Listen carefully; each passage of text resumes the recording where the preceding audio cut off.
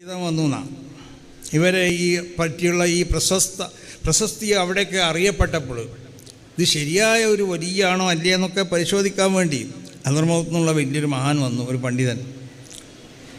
ഇയാൾ വരുമ്പോൾ തന്നെ തങ്ങൾ എന്ത് ചെയ്തു തരാം, തങ്ങളിരിക്കണ റൂമിൽ നിറച്ച് കുറേ പറവകൾക്കുള്ള ഫോട്ടോ കൊടുത്തു വെച്ചു, പല ജാതി പക്ഷികളും. അപ്പോൾ പക്ഷീൻ്റെ ഫോട്ടോ ഇങ്ങനെ വെച്ച് ഇരിക്കുകയാണ് തങ്ങൾ.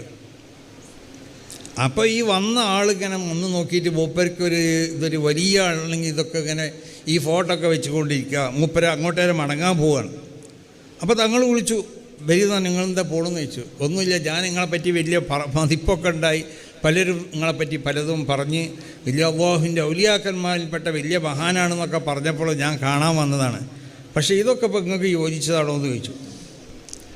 അപ്പോൾ തങ്ങൾ പറഞ്ഞു, ഇതൊക്കെ ഇതിനെന്താ ഇതിന് കുഴപ്പമെന്ന് വെച്ചു, ഇതൊക്കെ ജീവില്ലാത്ത ഓരോ സാധനങ്ങളെ ഫോട്ടല്ലേ എന്ന് വെച്ചു. ഇതിനൊന്നും ജീവില്ലല്ലോ. അല്ല, ഇതിനൊക്കെ ജീവുണ്ട്, ഇതിപ്പോൾ പറക്കിന് കാണണമെന്ന് വെച്ചു. തങ്ങൾ പറഞ്ഞു ഓരോ പക്ഷികളോടും തിർബി ഇതിലില്ല. അപ്പോൾ ഓരോന്നും പറക്കാൻ തുടങ്ങിയതാണ്, ഓരോ പക്ഷികളും പറക്കാൻ തുടങ്ങി. പക്ഷികളെ ഫോട്ടോ ചെയ്ത് തങ്ങളവിടെ വെച്ചിരുന്നത്, പക്ഷേ തങ്ങൾ തിർബി ഇതിനില്ല. ഈസാ നബി അലൈഹി സ്വലാത്തു വസ്സലാം പറഞ്ഞത് ഇന്നി അഖ്ലുഖു ലക്കും മിന ത്വയ്രി കായിഹത്തി ത്വയ്ർ ഫയകൂനു ത്വയ്റൻ ബിഇദ്നില്ലാഹ്.